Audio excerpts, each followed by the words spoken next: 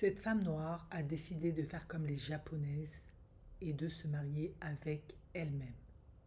Et cette tendance, qui est extrêmement populaire au Japon, s'appelle la sologamy. En effet, la sologamy, c'est lorsque des personnes, hommes comme femmes, décident de se marier avec eux-mêmes suite à des blessures, des traumatismes du passé, par manque d'opportunités amoureuses, parce qu'elles ont dépassé un certain âge et elles ne sont pas mariées, elles ont la pression sociale du groupe, de leur famille, etc. Eh bien, certaines, pour renforcer leur estime et leur confiance et l'acceptation d'elles-mêmes et espérer qu'à travers ça, elles attirent la bonne chance, la bonne fortune, hein, selon comment on perçoit le mariage, eh bien, elles se marient avec elles-mêmes et ça s'appelle la sologamie. C'est vrai qu'on a eu tendance à entendre ça de la part des japonaises, aussi un peu en Occident, et c'était pas coutume en Afrique. Pourquoi? Parce que il faut dire ce qui est. En Afrique, c'est pas les hommes et les femmes qui manquent. De plus, le mariage en Afrique, comme dans beaucoup de cultures, c'est extrêmement important. Ça caractérise absolument toute la vie d'une femme.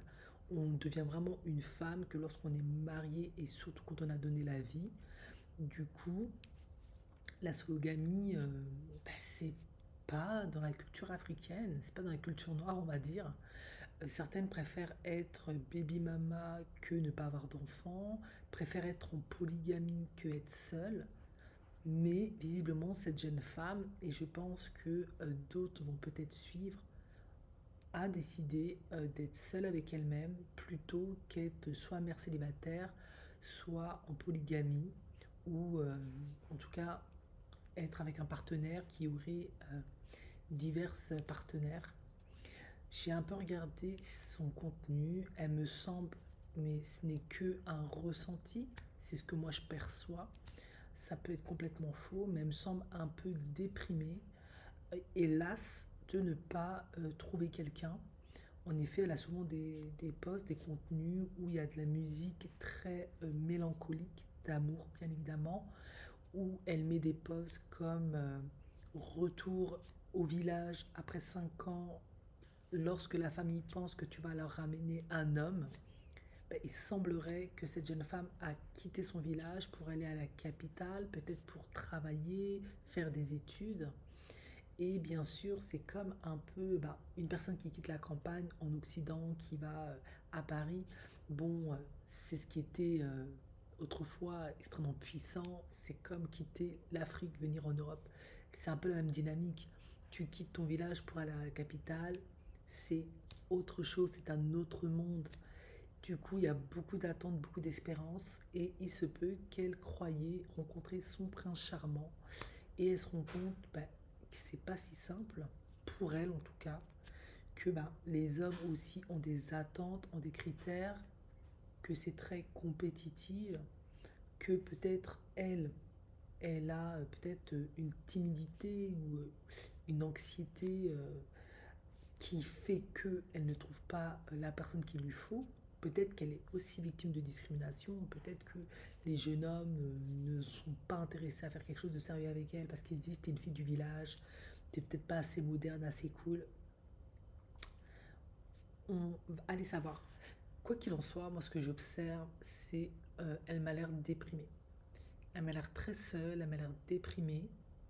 Et comment moi, c'est vrai que c'est une cérémonie qui symbolise l'acceptation de soi, etc.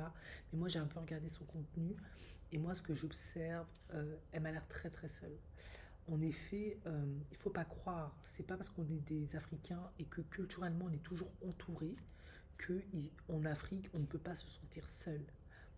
Moi, cette fille m'a l'air vraiment seule, m'a l'air très mélancolique. Je l'ai déjà dit, déprimée.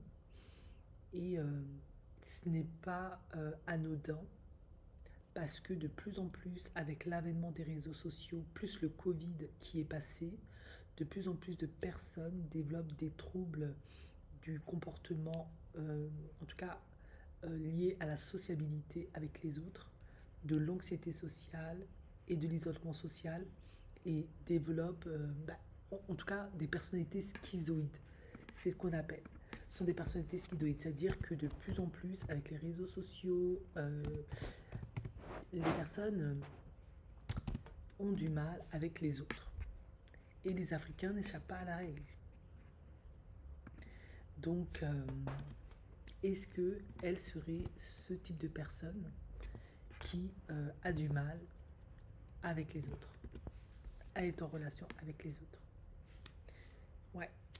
Les troubles de la personnalité schizoïde, ben, de plus en plus avec les réseaux sociaux, les gens restent chez eux, font des TikTok, des vidéos, ne se confrontent plus au monde réel, parce que tout est sublimé à travers ce qu'ils voient dans les vidéos des autres.